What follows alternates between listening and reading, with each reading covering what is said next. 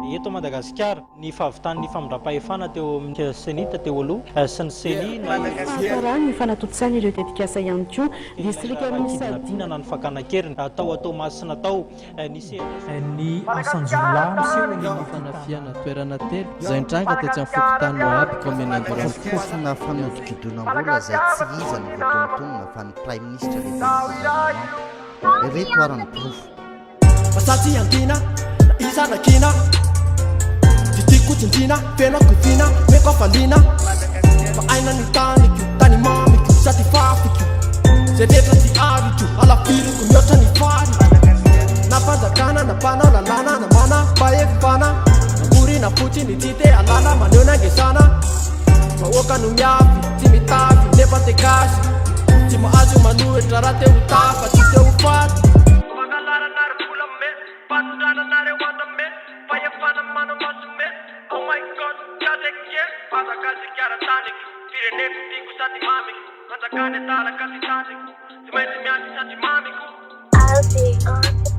Madagascar taniko Madagascar andianiko Madagasiavako sy namako dao irailu Madagascar taniko Madagascar andianiko Madagasiavako sy namako dao irailu siraifu. Purchase your tracks today.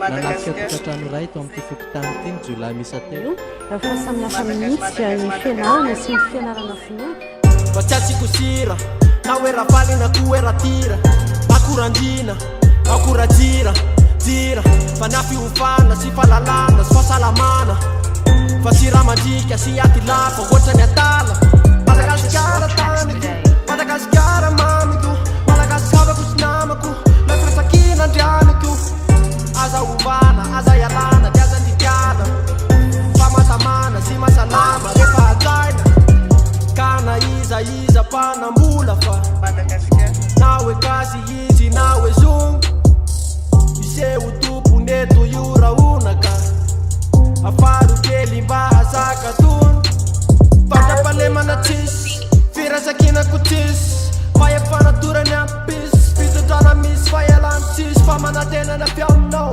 teofanarenam-batikao fito fiala tsy atao akila-pao fa tsy hoenanao de anjakao mamila manatrika kony afalina fa mana lavitra miakivina fa tsy sanandro de anao abibina vakalala nony fivitovina. Purchase your tracks La today. République française reconnaît la République malgache. Sont retrouvés à Madagascar après le coup d'état d'un en 2009. Enquête. Au courant que le service de renseignement soupçonnait cette personne. Franzuil. Madagascar taniko Madagascar andianiko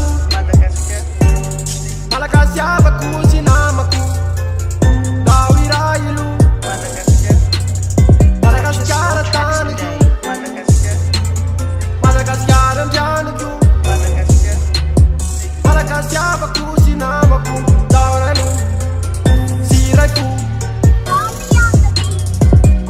L'accomplissement de part et d'autre des formalités constitutionnelles requises pour l'entrée en vigueur des accords signés par eux le 2 avril 1960 et à compter de la date de la présente déclaration, la République malgache accède à l'indépendance.